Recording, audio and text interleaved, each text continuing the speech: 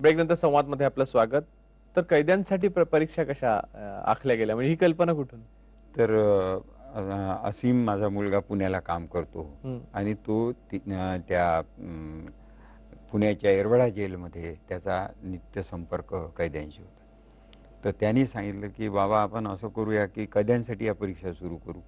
त्यांनी जेलरची परवानगी काढली आणि मग कैद्यांसाठी परीक्षा सुरू झाली आणि आश्चर्यकारक रिझल्ट मिळाले की त्या कैद्यांनी बोलून दाखवलं की गांधीजींची आत्मकथा ही जर पहिल्यांदा आम्हाला वाचण्यात आली असती तर कदाचित आम्ही गुन्हेगारी जगताकडे वळलोच नसतो.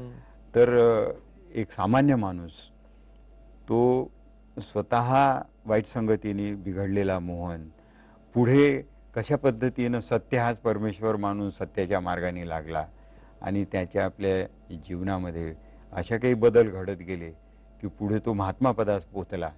तर ही किमया ज्या वेळेला त्यांच्या वाचनात येते त्यावेळेला त्याच्यातून त्यांच्यामध्ये बदल जो मोठा बदल घडतोय हे आमच्या निदर्शनास आलं. त्याच्यानंतर आम्ही रिमांड होममध्ये जे बाल गुन्हेगार आहे त्यांच्यापर्यंत पोहोचलो. त्यांनाही सांगितलं की अशा अशा परीक्षा आहे. त्या रिमांड होममध्येही मग त्याचं वाचन, त्या पुस्तकाचं दर शनिवारी आम्ही जायचं, त्यांच्याकडून ते तयारी करून घ्यायची. तर त्यांनाही खूप चांगल्या रीतीनं ते आवडलं आणि त्यांच्यामध्ये सुद्धा बदल घडून आल्याचं त्यांचे जे सुपरवायझर आहे त्यांनी आम्हाला सांगितलं. तर अशा पद्धतीनं काही जेलमधून या परीक्षा महाराष्ट्रातही सुरू झालेल्या आहेत. गांधी विचार नवीन पिढीला शिकवणं किती कठीण वाटतं तुम्हाला आणि किती सोपं आहे? दोन्ही गोष्ट आहे, त्या सोपं आहे आणि कठीणही आहे.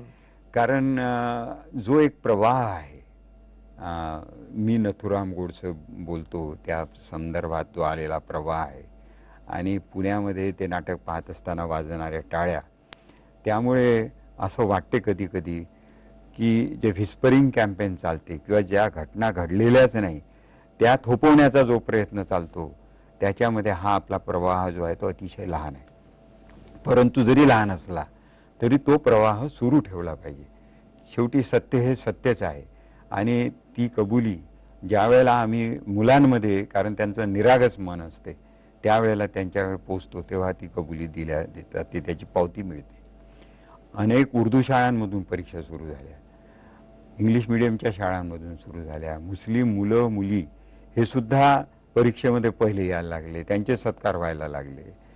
आंबेडकरांचं आणि गांधीजींचं जे काही वाद असेल तो असेल, परंतु ज्या घरांमध्ये आंबेडकरांचा फोटो लागलेला आहे तिथे गांधीजींचा फोटो लागायला लागला, कारण त्यांचा घरातला विद्यार्थी तोही महाराष्ट्रातून पहिला आला.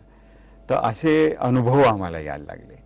आणि एका ठिकाणी जेव्हा आम्ही सांगायला लागलो की मोहन नावाचा मुलगा असा होता, तो परीक्षेत नापास झाला, बिडी पेत होता, चोरी करत होता, तो ऐकून एक मुलगा इतका अस्वस्थ झाला आणि तो गोटे घेऊन बसला होता की मी आता पुढे तुम्ही बोलले असते मी दगड मारणार होतो. अरे म्हटलं मग आम्ही सांगत आहे हे खरं आहे, कशावरून खरं आहे? मग त्याला जेव्हा सांगितलं की हे बघ, हे आत्मकथेमध्ये स्वतः गांधीजींनीच लिहिलंय, तेव्हा त्याला ते मानावं लागलं. आणि हा एक मोठा दिलासा देणारा भाग आहे की जे सर्वसाधारण कुटुंबातले लोक आहे त्यांना महात्मा म्हणजे खूप हा देवमाणूस आहे असं नाही आहे, तर सर्वसाधारण आपल्यासारखाच हा मुलगा होता आणि हळूहळू तो महात्मा पदाला पोहोचला. तर ही एक संस्कार देणारी एक फार मोठं एक चांगलं माध्यम निर्माण झालेलं आहे असं मला वाटतं. भूदान आंदोलनात तुम्ही जोरकसपणे काम केलं, खूप तुमच्या वडिलांनी त्याच्यात फार मोठं काम केलं, तुम्ही केलं. भूदान आंदोलनाची एक खूप उत्तम आणि एक अद्भुत अशी पातळी त्याने गाठली आणि नंतर ते हळूहळू ओसरलं. आजही तुम्ही भूदान आंदोलनासंबंधी काम करत आहात. नेमकी आत्ताची परिस्थिती काय आणि तेव्हा ती पातळी गाठली ती कशी गाठली गेली आणि नंतर ते खाली का आली? भूदान आंदोलनाला तेलंगणाची पार्श्वभूमी आहे की त्या हिंसक आंदोलनात शमवण्यासाठी विनोबांची पदयात्रा निघाली आणि त्यांना तिथे तो साक्षात्कार झाला की मागितल्यानं जमीन मिळते. आणि त्याच्यानंतर मग हा प्रवाह सुरू झाला आणि दरिद्र नारायणला आपला 5वा भाऊ म्हणून आपला 6वा हिस्सा त्यांना द्या वगैरे हे सगळं सुरू झालं.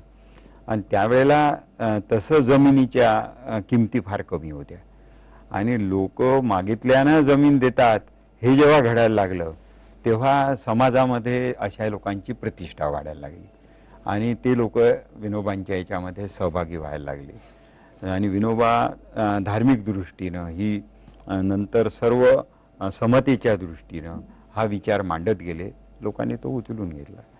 परंतु प्रत्येक आंदोलन जे आहे ज्या वेळेला शिखरावर जाऊन पोचते तसंच ते खाली पण उतरते. म्हणून 1951 ते 58 असा 7-8 वर्षाचा काळ असा होता की त्या काळामध्ये भूदान जमिनीची प्राप्ती झाली आणि त्याच्यानंतर त्याचं वाटप पण झालं. परंतु नंतर ते कार्यकर्ते थकले, ती एक आंदोलनाची फेज जी आहे ती कमी झाली आणि काही जण त्याच्यातून जे काम घरादारावर तुळशीपत्र ठेवून काम करत होते ते कर्जबाजारी झाले आणि मग आंदोलन ओसरलं. म्हणून आज जे आम्ही काम करतो आहे ते भूदान ॲक्ट जो झालेला आहे R.K. पाटलांनी बनवलेला, त्यानुसार जमिनीच्या तक्रारी निवारण्याचं काम करतो आहे. आता काही जमीन मागितल्यानं मिळते अशी परिस्थिती नाही आहे. जी जमीन मिळालेली आहे त्याची सुव्यवस्था निर्माण करण्याचं काम करतो आहे आणि ते कायद्याच्या चाकोरीत राहून ते काम विदर्भात सुरू आहे 11 जिल्ह्यामध्ये. आपण अजून काही प्रश्न उरले आहेत. मुख्य म्हणजे योग आणि निसर्गोपचार जो गांधी तत्वज्ञानाचा गाभा आहे आणि शरीरासंबंधीचा गांधीजींचा विचार जो आहे आणि विनोबांचा विचार आहे त्याच्यावर आपलं बोलायचं राहिलेलं आहे, ते आपण उद्या बोलणार आहोत. आज आपण